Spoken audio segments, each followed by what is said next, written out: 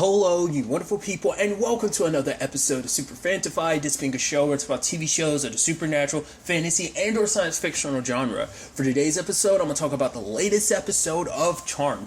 Picking up actually 3 months after the events of the last episode, we see that the Charmed are kind of getting adjusted to their new circumstances, and we kind of get a full understanding of what's going on. It's not just them not being able to touch each other. Apparently, it's a magic allergy that they all have, so none of them can get close to each other, nor can they get close to Harry, once again, any other magical creature. But it also sucks in many different regards. I knew this would have an impact on Macy and Harry's relationship, but I didn't realize it was also going to have an impact on where Maggie and Jordan are as well, because it still applies. Just because it's a magical curse he has, it's still anything magic related. You know, so especially for her, I think it's even more complicated because she kind of pushed away because she didn't know whether she was going to survive, them restoring the power to the tree and everything. But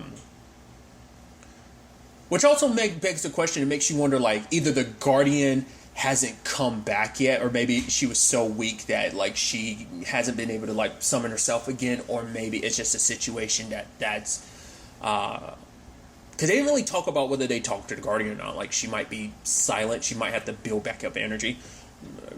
Kind of similar to the Valimar situation. If you played Trails of Cold Steel 4, if you haven't, that means nothing to you. Basically, not being able to use your voice until you gain enough power back or circumstances change. Maybe it's kind of something in that similar vein. So, but the point I was also starting off with was I think Maggie didn't know she was going to survive the situation, so she didn't want to get close to Jordan. Plus, last relationship was with Parker. That was complicated, so I'm sure that kind of plays a role in anything. Once again, I think the character that she's kind of representing, obviously, in comparison to the original show, I bring it up all the time, is Phoebe. Phoebe had a complicated situation when it came to her love life in many different regards. Things always ended up complicated. So I think it's kind of, in a similar vein. But also, Mel has to deal with the fact that her and Ruby have to have a long-distance relationship, but they are trying to find their ways around it. We have Mel, kind of teaching. We have Maggie and, attending college again. So, and they even said as Vera's, so I guess they're able to kind of be. I wonder how they skirt around that. It's we don't have to keep the house hidden because the faction is dealt with. I'm also curious, I guess now it's they're not in witness protection anymore, so they can just be themselves. I'm how you skirt around the fact is that you're supposedly dead? How do you, I guess it's kind of a thing of, don't worry about it. We took some time to figure it out. Macy doesn't necessarily, she doesn't really have her full-time job now is kind of figuring out this situation so that they can, especially between her and Harry, it's just that part of their relationship they can't do anything about now, so. But each one's kind of got their own struggles, Mel wanting to help out one of her students, Kevin, who is dealing with people, at least a roommate situation of, making fun of Kevin, because here's a bra on your pillow, ha ha ha ha ha, and obviously at the same time, Mel's teaching a class about, the inequality in the world, the workplace, and everything like that. So Mel wants to help out her student, but, for Kevin, it's a situation of, I'd rather just ride this out. I'd rather, not make too much of a deal about it. Mel's trying to get a book, trying to make people a lot more, those who might be insensitive about it, more knowledgeable about Kevin's circumstances, so that it's if you can't fix it immediately, maybe you can change someone's mind and their heart. When they become more knowledgeable, maybe they'll realize this isn't just you being jokey, that you are hurting someone by kind of attacking them for who they are, At the same time, Maggie's trying to go for an internship, but the teacher's not really listening to her. He's super focused on broing it up with this student, Antonio, who turns out to be, I'm blanking on his character. It's the dude that Octavia ends up with in the 100. I was hey! I was holy snap! I was at you. It's just once again, I always like that when you're I've seen you on another CW show, and here you are on a different CW show. It's always interesting. So she's kind of she's kind of heard but not really seen, and kind of, I guess, a little seen but not heard, I guess, is really the more circumstance with that. But then at the same time, you also have Antonio kind of being a dick and kind of talking over her, and it's just like, but I thought it was kind of neat. Like, I think in that moment she just kind of had a panic attack because it was just kind of overwhelming. Because like, teacher's like, "Whoa, you don't have to yell at someone." It's like, he's being an asshole. You're not calling him out for, It's like, whatever. But like, she used what Jordan like kind of taught her. Like, was it last episode, the episode before last, was like breathing. Taking time to kind of, and kind of breathe through her panic attacks. At the same time, Macy and Harry trying to, like, apparently, like, this is their 10th time trying to find something to alleviate their circumstances, but turns out it didn't work, and Macy's losing hope, because for her, it's just, once again, and even Harry said it last episode, the universe can't be this cruel, because it's like, oh, one of you had to sacrifice yourself. It's like, luckily, you're all alive, but now none of you can, he can't be with Macy. Macy can't even, like, hug. Or, none of them can hug each other. They can't be around each other. They have to find a system of, like, okay, like, you got this amount of time to do this. We got to keep this amount of distance around, away from each other. So she's becoming less and less hopeful. Harry's trying to be the one to hold on to it. It's just like everyone's just kind of having a rough time of it, But at the same time, they're all getting possessed one at a time, and they're digging up something for what we don't know. Then we start seeing that they're piling up bones in a command center. What was interesting, too, is Macy ended up discovering that basically they're radiating. Like, that surge of energy, basically, when they restored power to the tree, hit them, and they're kind of radiating, and it's kind of sending off a signal, and that's what this adverse reaction to each other is. Like, I guess it's almost like how they broke the power of the source into three. It was almost kind of like that, and you don't want to bring the pieces back together or you'll restore the power. So I guess it almost seems like it's almost that, but kind of in reverse to a certain extent. I just thought that was just kind of interesting. Like, you brought the pieces together, and now the three of you are kind of torn apart. Not torn apart necessarily, but you get what I'm trying to say. I just thought I think that's just kind of fascinating. Inverse of kind of what they had to do last episode and come together, and now they can't. I mean, I think that's also supposed to be the point too. It's like you're the charmed ones, and you can't necessarily like touch and just come together in that regard. So it's kind of like, maybe that was the sacrifice that the garden wasn't necessarily that's what I chalked it up as, but maybe not. They're still discovering what this whole thing is about. But getting back to it, they try to use a spell to make it so that it's like, okay, figure out, maybe there's some other angle to this allergy that we don't know about. And luckily, Harry finds a tablet, but that tablet is written with symbols he doesn't understand, and then like Macy ends up completing the spell while being possessed by this thing. I also thought it was kind of interesting that this thing kind of came to them, and I think it picked particular moments to come. I think it came to them when it was like, it seemed like they were kind of in a vulnerable or frustrated state. I'm wondering, why did it pick those particular times? Maybe I'm just reading too much into it, but it just seemed like maybe it was attracted. Maybe it needs powerful magic. Well, because it needed charmed ones in particular, but maybe it needed them completely separated. But it just seemed like it hit them at their low, like kind of when they're like kind of like at their most frustrated points in their respective lives. So I just thought that was interesting. Like I said, maybe I'm just reading too much into it, but for it to be a situation of like a resurrection of some kind, and just seeing that thing shadow, you're like, what the hell is that? And then you actually see it, you're like, what the hell is that? As they end up calling it, what was it, Chupa-Alma, I'm butchering it, sorry, which I guess in the grand scheme of things, I guess it does look a little, I guess, Chupacabra, like, in a sense, well, as she calls it, the soul sucker, because chupacabra, ain't it like literally Spanish for, because the whole thing about the chupacabra, it kills goat, right? Isn't it like goat killer or something like that, or goat sucker, something like that? I'm not well versed in Spanish, but I think I don't know if that's the like direct translation, but I think it's something that, considering she called, like, its name is Chupa Alma, that's its soul sucker, so I'd assume it's something of that variety.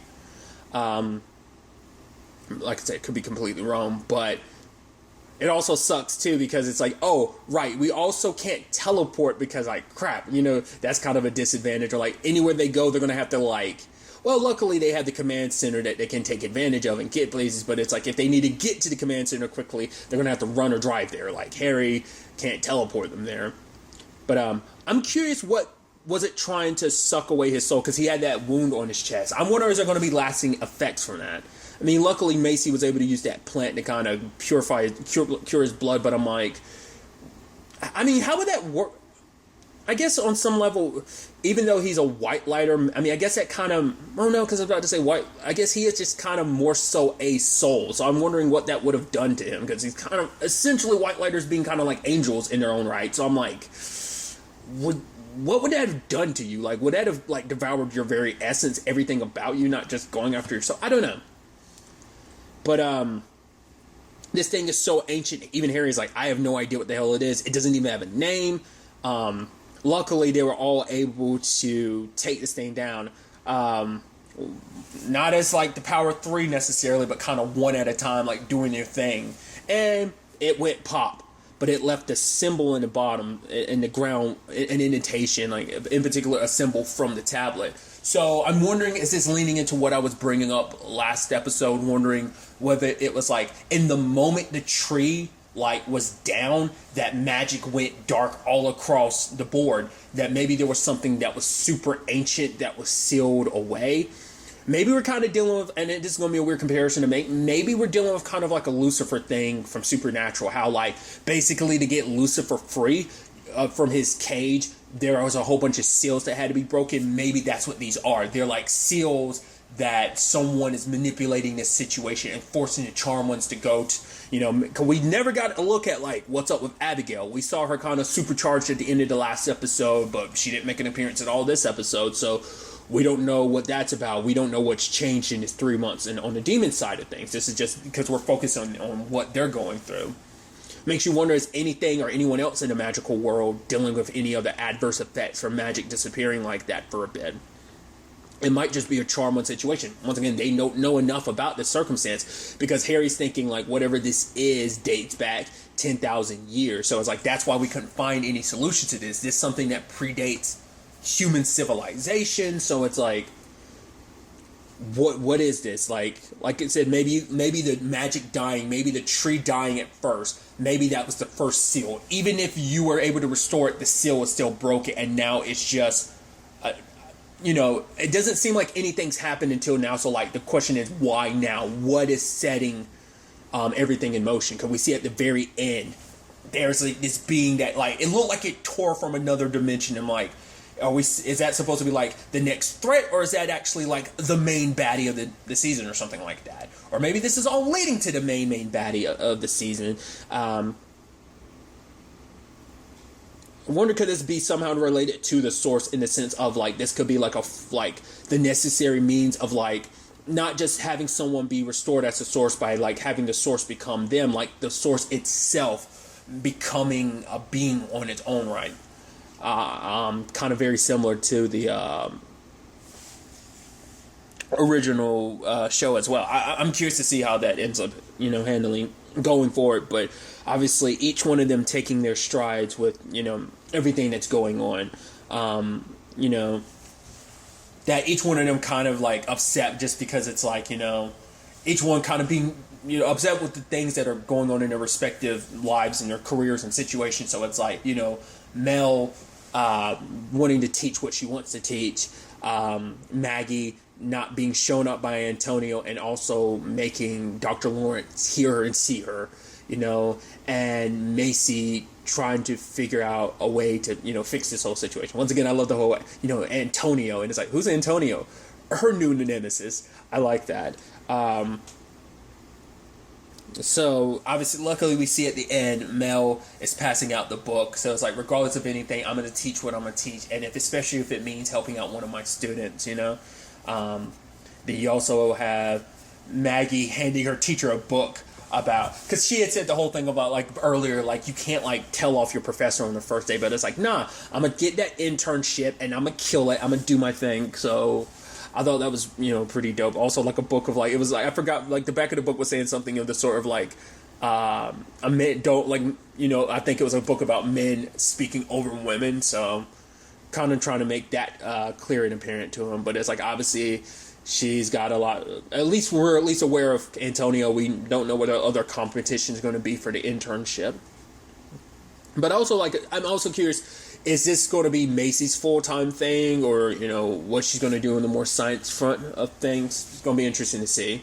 But also her and Harry having their moment at the end of the episode. Because Maggie had actually talked to Harry about, yes, like, without the physical aspect of a relationship, it can start affecting other aspects, in particular the emotional aspect, and kind of making things kind of slip on that front. But that's the thing that's the most worth fighting for. Yeah, you can't be physical, and that puts a damper on any relationship, because regardless of anything, it is a part of the relationship. It's not the most important part, but it's still a part of it, So them kind of, finding a way around it. It's like, yeah, we might not be able to have everything, but we still have what we have, and, it's magical. And so I thought that was kind of nice. It's like we can't go to Paris, but we can kind of bring Paris to us. So, and it's that sad thing, Harry's walking forward, she has to walk back, and they have to keep separate. But then, like, at the end, like, them holding your hands to each other, and obviously the allergies kind of kicking in, but, like, that energy that's getting generated between them, it's sad, but kind of beautiful in its own right. So, very complicated circumstances the Charmed Ones have found themselves in, and I'm like, I don't remember anything like this happening in the original show, so I think that's so interesting. Because at first I was wondering, I was like, is this their way of handling, like, the whole, like, giving a story reason why, like, they have to be distant? Like, I was wondering, I was like, I feel like they probably could have come. I don't know. Like, I'm curious, like, even outside of the world's current circumstances, did they write this storyline because of the world's current circumstances? Because they haven't really touched on it in the story. Like, some shows, I'm curious, are, whether some shows will even really touch on that or not. If some people probably just don't want to, like, it's like, oh, you got to deal with it in real life. We don't really want to put it in your entertainment. Some people are okay with that. Some people aren't. I'm curious. Is this show's version of, like, hey, let's take that, but also create a plot reason why it exists, and not make it just like a worldwide thing necessarily, but make it specifically a Charmed One situation. Because it seems like, but that's why, like I said, I'm curious, like, whether this was the original plan anyway.